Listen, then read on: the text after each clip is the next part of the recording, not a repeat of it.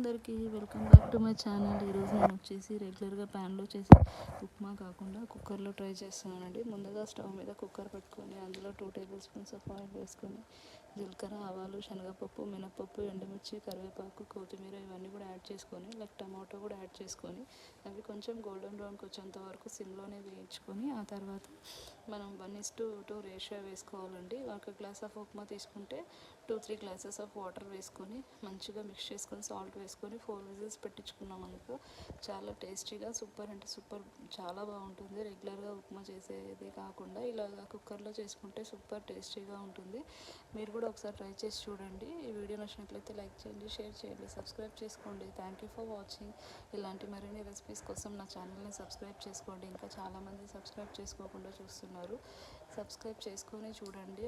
ఇంకా చాలా మంచి మంచి వీడియోస్ వస్తుంటాయి కుకింగ్లో. So thank you for watching.